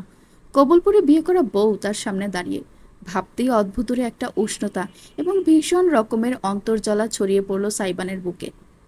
ইরাম তার গভীরতম দৃষ্টিকে খেয়াল করল, জিজ্ঞেস করে বসল, আজ কাজী সাহেবের সামনে হঠাৎ ওভাবে বললি কেন? থমকালো সাইবান। দৃষ্টি তুলে ইরামের মুখ দেখল, অতপর বাঁকা হাসি ছুঁয়ে গেল তার ঠোঁট জুড়ে। কিভাবে বলেছি? কবর অব্দি কবুল কথাটার মানে কি? এটাই যে আপনাকে বিয়ে করে নিজের কবর নিজেই খুঁড়েছি আমি। ইরামের খুব কাছে এসে পড়ল সাইবান। রমণী জমে গেল। মুহূর্তের জন্য তার মনে হলো সাইবান বুঝি তাকে ছুঁয়ে দেবে প্রকারভাবে। আর সে আটকাবে কি করে? এতদিন ছেলেটা ছিল পরপুরুষ, আজ থেকে স্বামী। ঠিক কত পর্যায়ে অবধি ইরাম তাকে থামিয়ে রাখতে পারবে? অথচ সাইবান তাকে ছুঁয়ে দিল না, শুধু দেখেই গেল। গলা, বুক, উদর পেরিয়ে এসে তার নিগুড় কালো নয়নজোড়া থামল বরাবর ইরামের কোমরে। আর তৎক্ষণাৎ মুগ্ধতার দৃষ্টিটা বদলে গেল তীব্র কৌতূহলে, বাজে রকমের কৌতূহল। ভ্রু কুঁচকে ফেলল সাইবান। এতক্ষণ স্পর্শ না করেও এবার হাত বাড়িয়ে বৃদ্ধাঙ্গুলে ইরামের কোমরের ত্বকে ফুটে ওঠা একটা খয়েরি দাগ ছুঁয়ে দিল সে। এটা কিসের দাগ? সাইবানের প্রশ্নে ঝাঁজ টের পাওয়া গেল স্পষ্ট। ইরাম জবাব দেওয়ার সুযোগ পেল না। এর আগেই রুমের দরজা ধাক্কানোর আওয়াজ ভেসে এলো। আমি দেখছি কে এসেছে। রীতিমতো চোরের মতোই ছুটে পালিয়ে গেল ইরাম। এক হাতে আঁচল টেনে কোমরের অংশটা সন্তর্পণে ঢেকে দিল। সাইবান কয়েক সেকেন্ড আহম্মকের মতো দাঁড়িয়ে থাকলো। পর মুহূর্তেই হতাশাবোধক একটি শব্দ করে উল্টো ঘুরে রুমের ভেতর চলে এলো। ইরাম ততক্ষণে দরজা খুলে দিয়েছে। বাইরে দাঁড়িয়ে আছে সারিকা, তার হাতে ধরা ছটফট করে কাঁদতে থাকা ইজান। আমি আর মম মিলে অনেক চেষ্টা করেছি, আপনাকে ছাড়া শান্ত হবে বলে মনে হয় না।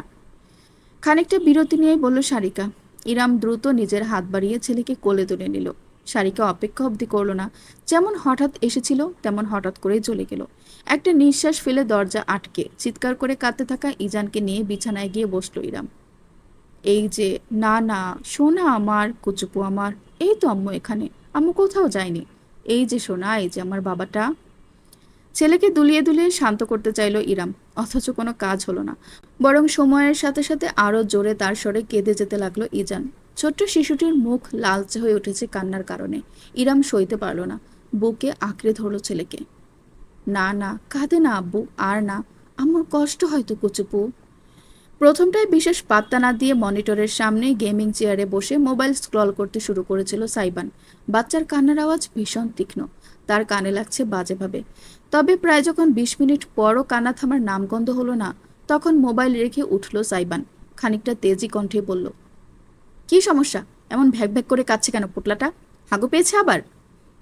ইরাম হাসল না, বরং খানিকটা অসহায় দৃষ্টিতে চেয়ে বলল, বুঝতে পারছি না, কান্না করে অনেক, কিন্তু এতক্ষণ ধরে একটানা কোনোদিন করেনি। কোথায় সমস্যা হচ্ছে বাবাটার? আম্মু বুঝতে পারছে না, আম্মু পচা। ইরামের চোখ ছলছল করে উঠল। ছটফট করতে থাকা ইজানকে বুকে চেপে রাখল সে। দৃশ্যটা দেখে কেন যেন ভীষণ অশান্তি অনুভব করলো সাইবান। আমি জানি পোটলার কান্না কিভাবে থামাতে হয়। হঠাৎ করে বলেই দেয়ালে ঝুলন্ত টিভি রিমোট দিয়ে অন করলো সাইবান। ইরাম ড্যাব ড্যাব করে চেয়ে রইল। সাইবান ততক্ষণে মেজের মাঝখানে গিয়ে দাঁড়িয়েছে। টিভির ভলিউম বাড়িয়ে সে একটা গান ছাড়লো। তারপরে রিমোটটা ছুঁড়ে ফেলে 2 পা ছড়িয়ে দাঁড়ালো। ওয়াচ দিস পোটলা, দিলবার দিলবার। গানের তালে তালে কোমর দুলিয়ে সাইবান এমন অদ্ভুতরে অঙ্গভঙ্গি করে উঠল যে ইরামের হাসি চাপা দিয়ে মুখে হাত চাপতে হলো। অথচ অবিশ্বাস্য ব্যাপার, সাইবান নাচতে শুরু করার সঙ্গে সঙ্গে ইজানের কান্না থেমে গিয়েছে। নাক টেনে অশ্রু সজল চোখে সে এক দৃষ্টে তাকিয়ে রইল। তার সমস্ত আকর্ষণের কেন্দ্রবিন্দু এখন সাইবানের নাচ। আপ তো হোশ না খাবার হে, ইয়ে কেসা আসার হে, তুমসে মিলনে কে বাদ দিলবার। সাইবানের কোমর দোলানো নাচের সঙ্গে তালে তালে আচমকা ইজান হাতে তালি মেরে বুঝি গিয়ে উঠল, আইয়া। ইরাম না পারতে হেসে ফেললো এবার। তার চোখের পানি হুট করে শুকিয়ে গিয়েছে। সাইবানের নাচের সাথে সাথে ইজানের সব ভুলে লাফিয়ে ওঠাটা তার মনে দাগ কেটে গিয়েছে। অজান্তে এসে জলজলে চোখে চেয়ে দেখলো সামনের মানুষটাকে। পাগলাটে একটা ছেলে, একদম লাগামহীন ঘোড়ার মতন বেশরমের মতো কোমর দুলিয়ে যাচ্ছে। ভালোই দোলাচ্ছে যদিও। ইরাম লজ্জাবোধ করলো। কি ভাবছে সে? তবে তার বিশেষ কোনো সন্দেহ রইল না। এই বিবাহিত জীবনটাকে যত কঠিন হবে বলে সে ভেবে এসেছে, ততটা কঠিন নাও হতে পারে। পরদিন সকাল। একদম ভোরে ঘুম থেকে উঠে গিয়েছে সাইবান। ফ্রেশ হয়ে জিম রুম থেকে 1 ঘন্টা ওয়ার্কআউট করে সাউন্ড রুমের কিছু যন্ত্রপাতি ঠিকঠাক করে এসেছে। বাড়ির সবাই এখনো ঘুমে, শুধু সুগন্ধা উঠেছে বোধহয়। নিচতলার কিচেন থেকে থালা বাসনের শব্দ শুনে বোঝা যাচ্ছে ঘেমে একাকার হয়ে গিয়েছে সাইবান। বাথরুম থেকে সংক্ষিপ্ত একটা গোসল সেরে তোয়ালেতে মাথা মুছতে মুছতে যখন সে বেরোলো, তখন ঘড়িতে সময় 8:30। তোয়ালেটা বারান্দায় ঝুলিয়ে সে যখন রুমের ভেতর ফিরে এলো, তখন ভীষণ অপ্রত্যাশিত একটি দৃশ্য তাকে স্বাগত জানালো। তার বিছানার উপর পরম শান্তিতে ঘুমিয়েছে ইরাম। রমণীর বুকের সাথে ঘেঁষে গভীর ঘুমে আচ্ছন্ন ইজান। গতকাল প্রায় ভোরের দিকে ঘুমানোর সুযোগ হয়েছিল। সারাটা রাত থেকে থেকে জেগে উঠে মাকে জ্বালিয়েছে সে। সাইবান মরার মতো সোফায় পড়েছিল, বালিশ চাপা দিয়ে রেখেছে কানে। হাতে গোনা কিছু ঘন্টা হয়তো ঘুমিয়েছে, আবার 7টার আগে উঠে পড়েছে। গভীর দৃষ্টিতে দেখল সে বিছানায় থাকা মা সন্তান উভয়ের উপর সকালের স্নিগ্ধ আলোকরশ্মি প্রতিফলিত হয়ে একটা স্বর্গীয় ভাব সৃষ্টি করেছে। সাইবান নিষ্পলক চেয়ে রইল। কতক্ষণ যাবৎ নিজেও বলতে পারবে না। তার ভাবতেও অবাক লাগছে, বিছানায় শুয়ে থাকা রমণী এবং ছোট্ট নাজুক প্রাণীটি এখন তারই পরিবারের অংশ। পায়ে পায়ে বিছানার কাছে এগিয়ে এলো সাইবান। গতকালের ক্লান্তি তাকে ঘুমাতে দেয়নি। অপরদিকে ইরামকে জড়িয়ে রেখেছে গভীর ঘুমের চাদরে। অজান্তেই হাঁটু মুড়ে বিছানার পাশের কার্পেটের উপর বসে পড়ল সে। ইরামের একটা হাত লম্বা করে রাখা, অপর হাতটা ইজানের শরীরের উপর। দুই হাতেই টকটকে মেহেদি। সেই মেহেদি দেখেই কিছু একটা মাথায় এলো সাইবানের। ঝুঁকে এলো সে। লম্বা করে রাখা হাতটার উপর ঝুঁকে অতি মনোযোগ দিয়ে দেখতে লাগলো। সিম্পল অথচ বেশ সুন্দর কারুকার্য। জলজল করছে যেন রত্নের মতন। হৃদস্পন্দন বেড়ে গেল সাইবানের। হন্য হয়ে সে খুঁজে বেড়ালো। কোথায় কোথায় আছে? আছে কি নেই? অবশেষে সাইবানের খোঁজ থামল। দৃষ্টি প্রসারিত হলো। সঙ্গে সঙ্গে ঠোঁটে ফুটে উঠল এক পরিতৃপ্ত মায়াবী হাসি। কচ্চা! বিড়বিড় করল সে আপন মনে। ইরামের হাতের মধ্যমা এবং অনামিকা আঙ্গুলের ঠিক মাঝখানে চাপা জায়গাটায় পেঁচানো অক্ষরে লেখা, আমার আলাদিন। ফিসফিস করে উচ্চারণ করলো সাইবান। জানে না কেমন অনুভূতি হলো বুকের ভেতরে। নিষ্পলক চেয়ে রইল এক নাগারে সে। ইচ্ছে হচ্ছে না দৃষ্টি ফিরিয়ে নিতে। ইরামের প্রশান্তি ছাওয়া ঘুমন্ত মুখটা দেখল সে অত্যন্ত আবেগ নিয়ে। তারপর আবারও দেখল আঙ্গুলের ফাঁকে লুকিয়ে রাখা নামটাকে। নিজের ফোন বের করে নিঃশব্দে বেশ কয়েকটা ছবি তুলে নিল সাইবান। কেন সে নিজেও জানে না। ফোন রেখে ঝুঁকে এলো। সাবধানে আঙ্গুলে ছুঁয়ে দিল মেহেদি রঙের রেঙে থাকা আঙ্গুলটাকে। ইরাম সামান্য নড়ে চড়ে উঠতেই জমে গেল সে। অথচ রমণের ঘুম ভাঙল না। শুধু ছেলেকে ঘুমের ঘরে নিজের আরও খানিকটা কাছে টেনে পুনরায় নিদ্রায় নিমজ্জিত হলো সে। বুকের ভেতর আটকে রাখা নিঃশ্বাসটা ছাড়ল সাইবান। অতি সাবধানে নিজের নাম লেখা ইরামের আঙ্গুলটা তুলে নিল সে। কি হলো সে বলতে পারবে না। ঝুঁকে গেল। সেই নরম আঙ্গুলের ডগায় আলতো করে স্পর্শ করল নিজের ঠোঁট। অতি ক্ষীণ এক মুহূর্তের আলতো ছোঁয়া। চোখ বুজে নিল সাইবান। আনমনেই ফিসফিস করল, আপনার আলাদিন। পর্ব 11। রাস্তার মোড়ের টং দোকানটায় বেশ কয়েকদিন বাদে বন্ধুদের আড্ডা বসেছে আজ। দোকানে মিরাজ ভালো করে চেনেন এই দলটাকে। যদিও বেশ সামর্থ্যবান পরিবারের ছেলে মেয়ে, তবুও তার দোকানটার প্রতি একটা ভিন্ন মায়া আছে। সেই স্কুল জীবন থেকেই অনুরাগ আর সাইবান নামের ছেলে দুটো তার দোকানে চা সিগারেট খেয়ে আসতো। আজকাল আরও বেশ কতক সঙ্গে জুটেছে। ভালোই লাগে মিরাজের তরুণ ছেলেপিলেদের গল্প শুনতে। মাঝে মাঝে এমন ভাষায় চলে যায় যে বোঝাই যায় না কি কথা বলেছে। জেনারেশন কি আমল বদলে যাচ্ছে। অনুরাগরা যখন আসে তখন বুঝি গোটা দোকানটাই তাদের হয়ে যায়। কাঠের বেঞ্চে পা দুলায় বসে বসে অনুরাগ, নীরব, আফনান ইতিমধ্যে চলে এসেছে। সন্ধ্যা ক্রমশ গাঢ় হয়ে রাতে পরিণত হচ্ছে। নীরব সিগারেট ধরিয়েছে, অপরদিকে আফনান পান চিবোচ্ছে। ওসবের প্রতি বিশেষ আকর্ষণ নেই অনুরাগের। সে আপাতত এক কাপ রং চায়ের অর্ডার দিয়ে বসেছে।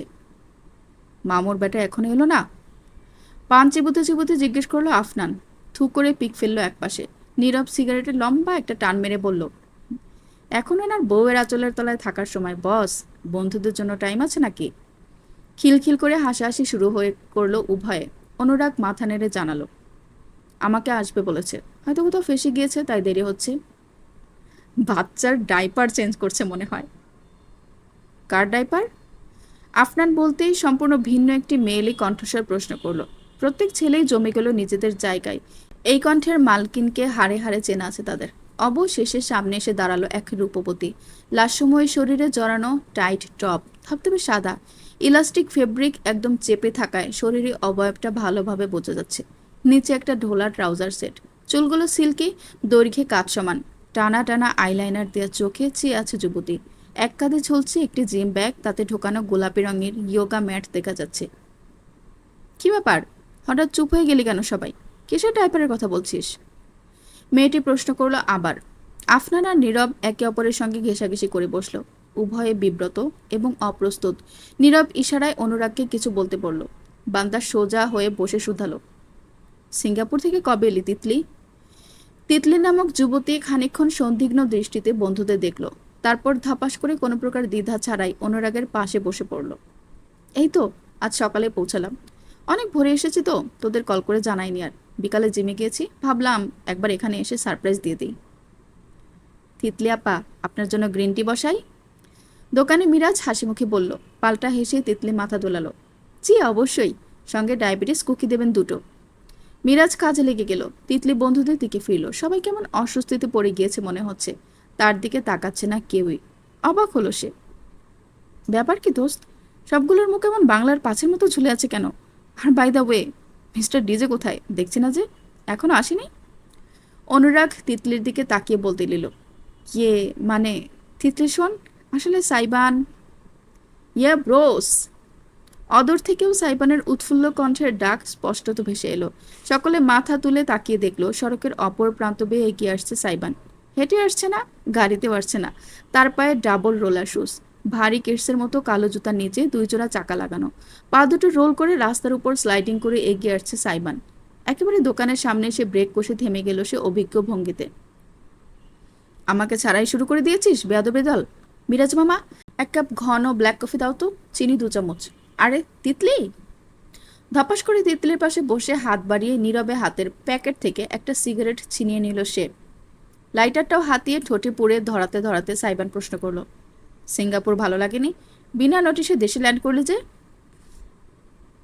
সাইবানকে দেখে বিরাট হেসে কোনো প্রকার ভনিতা ছাড়াই নিজের 2 বাহু জড়িয়ে আলিঙ্গনে বেঁধে ফেলল তিতলি। তোদের ছাড়া আমার কবেই বা কি ভালো লেগেছে মেরে জিনি। সাইবান হালকা হাসলো, এক হাতে সিগারেট ধরে অন্য হাতে তিতলির পিঠে চাপড়ে দিয়ে আলিঙ্গন ভেঙে ফেলল। হো, সিঙ্গাপুরের ছেলেরা বুঝি এতই দুর্বল? জিনি। চটাস করে সাইবানের বাহুতে ঘুষি বসিয়ে দিল তিতলি। শব্দ করে হাসতে হাসতে সিগারেটে মনোনিবেশ করলো সাইবান। আর চোখে সামনে তাকাতেই দেখলো নীরব আর আফনান মিলে তাকে কি যেন ইশারা করছে, অথচ ইশারার অর্থটা সে হুট করে ধরতে পারল না। তিতলিও খেয়াল করেছে বিষয়টা। কি সমস্যা? কি একবার বলবি আমাকে? এসে থেকে দেখছি কেমন অদ্ভুত আচরণ করছে সবাই। গলা খাঁকড়ে দিল অনুরাগ। অদ্ভুত? আমরা? না তো। তারপর বল তিতলি, সিঙ্গাপুরে কি কি দেখলি? কথা ঘুরিয়ে ফেলতে চাইল সে। ততক্ষণে সবার চা এসে গিয়েছে। নিজের গ্রিন টিয়ের কাপে লম্বা একটা চুমুক দিয়ে আরামের নিঃশ্বাস ফেলে তিতলি নিজের সিঙ্গাপুরের ট্যুরের কাহিনী বলা শুরু করলো। তিতলি চৌধুরী সাইবানদের গ্রুপের 5ম সদস্য। একমাত্র মেয়ে হওয়ায় তার আলাদাই একটা কদর আছে গ্রুপের মাঝে, সঙ্গে চাহিদা এবং সম্মানও। ফ্যাশন ডিজাইনিং নিয়ে পড়াশোনা শেষ করেছে। বর্তমানে একজন বিউটি ইনফ্লুয়েন্সার হওয়ার পাশাপাশি বিভিন্ন ধরনের কাজের সঙ্গে যুক্ত আছে। হালকা পাতলা মডেলিংও করে বেড়ায়। সাইবান তিতলির কাহিনী শুনতে শুনতে আয়েশ করে সিগারেট ফুঁকছিল। কাহিনী শেষ করেই তিতলি হাত বাড়িয়ে তার ঠোঁট থেকে আট খাওয়া সিগারেটটা নিয়ে নিজের ঠোঁটে পুরে দিল।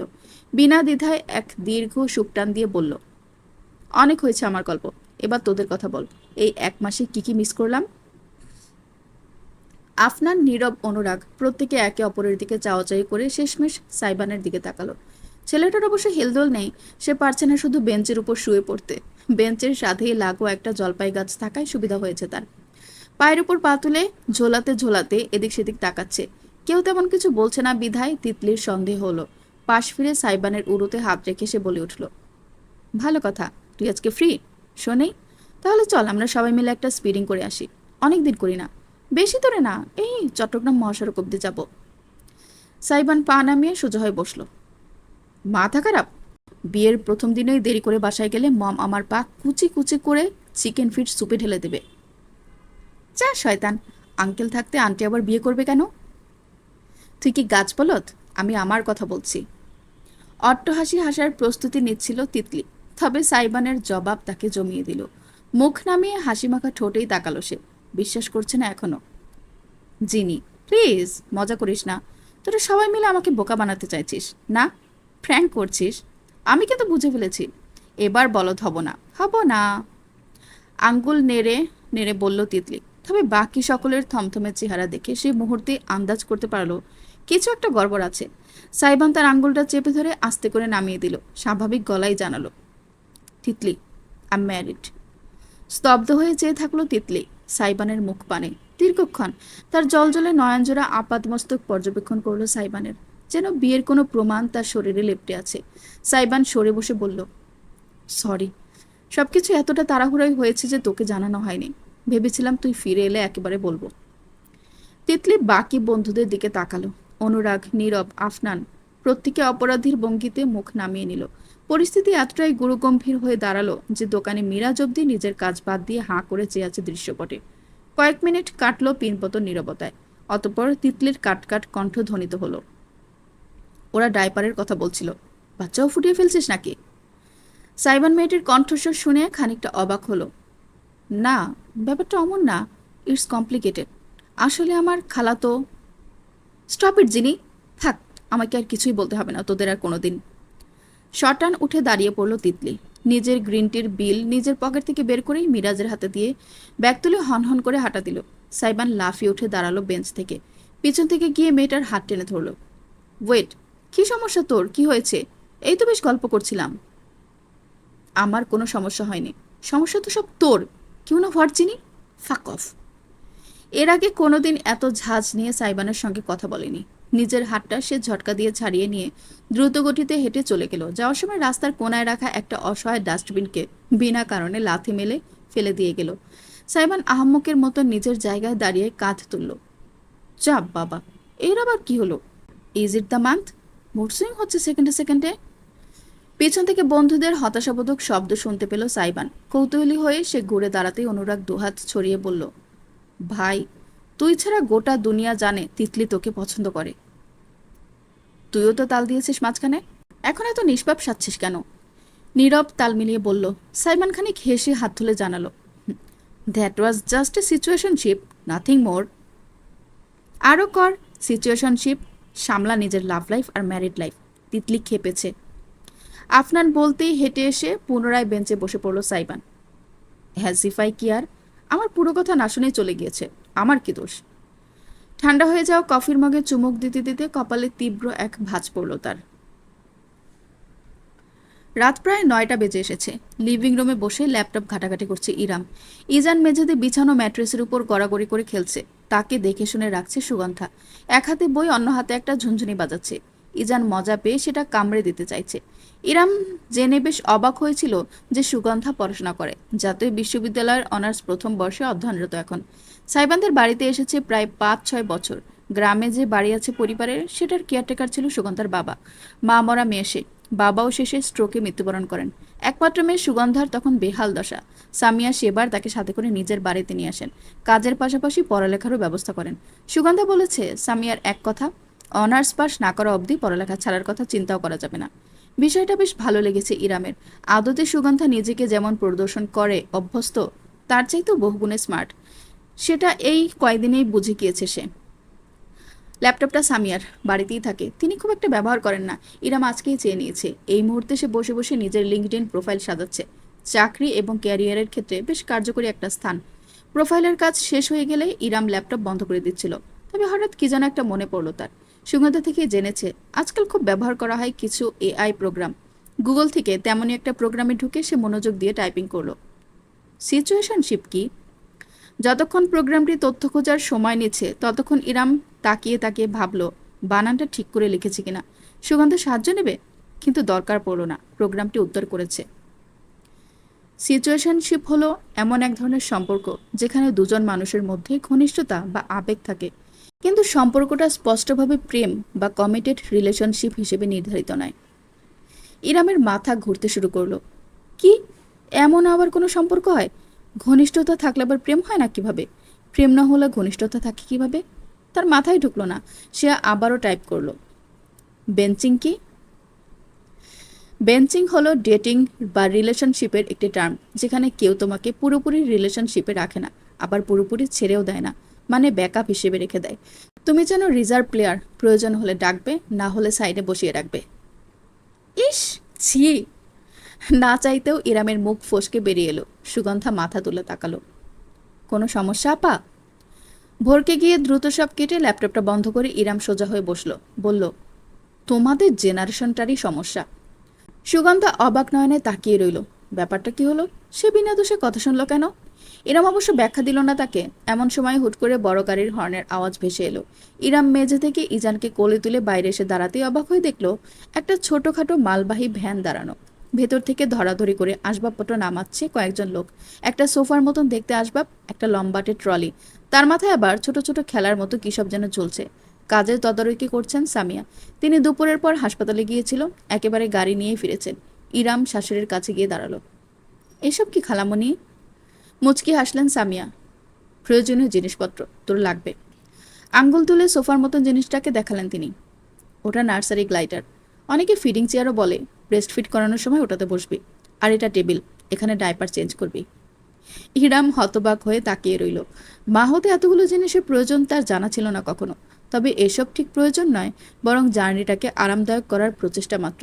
সামিয়া একজন ডাক্তার, যদিও শিশু বিশেষজ্ঞ নন, তবে তিনি ভালো মতোই জানেন একজন মা এবং তার সন্তানের কেমন যত্নের প্রয়োজন। কিছুক্ষণের মাঝেই আধুনিক আসবাবে সাজানো সাইবানের বেডরুমটা পূর্ণ হয়ে উঠল অনাকাঙ্ক্ষিত সব জিনিসপত্রে।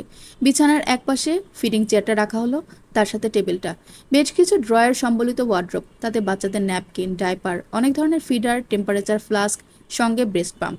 এমন কিছু নেই যা সামিয়া বাদ রেখেছেন। লোকগুলো প্রায় 1 ঘন্টা সময় নিয়ে রুমটা সাজিয়ে গুছিয়ে দিয়ে গেল। ইরাম একপাশে ইজানকে কোলে নিয়ে দাঁড়িয়ে দেখল কিভাবে সাইবানের রুমের বেপরোয়া ভাবটা এক লহমায় পরিবর্তিত হয়ে গেছে। সবকিছু গোছগাছ হয়ে গেলে সামিয়া বললেন, আমি আমার ছাত্রের সঙ্গে কথা বলে রেখেছি, একজন খুব ভালো পেডিয়াট্রিশিয়ান। কালকের অ্যাপয়েন্টমেন্ট বুক। তুই আর সাইবান ইজানকে নিয়ে যাবি, কেমন? তিনি বলা শেষ করতে না করতেই রুমের দরজার কাছে উদয় হলো সাইবান। মাত্রই বাইরে থেকে ফিরেছে। নিজের জ্যাকেট খুলতে খুলতে বলতে গেল, মেয়েদের মন আর 5.5 প্যাচের জিলাপি একই, কোনো পার্থক্য? আহ, আমার রুম! সাইবানের চিৎকারে কেঁপে উঠল চারপাশ। ইরাম আগে থেকেই প্রতিক্রিয়া আন্দাজ করে ছেলের 2 কানে আঙ্গুল দিয়ে রাখলো। পা ফেলে থপথপ করে ভেতরে ঢুকলো সাইবান। আশেপাশে তাকিয়ে মাথা চেপে ধরলো এমনভাবে যেন তার সামনে তার পৃথিবীকে ভেঙে গুঁড়ো গুঁড়ো করে দেওয়া হয়েছে। মাই ফাকিং রুম! সামিয়া ভ্রুকুটি করলেন। মুখে লাগাম দেওয়া শিকাখন, এক বাচ্চার বাবার মুখে এমন ভাষা মানায় না। Damn bro, damn damn damn, shit shit shit! একটি হতাশার নিঃশ্বাস ফেললেন সামিয়া। এই ছেলেকে নিয়ে কোথায় যাওয়া যায় সামিয়া জানেন না। সাইবান হন্যে হয়ে এদিক সেদিক ছুটে দেখলো সবকিছু।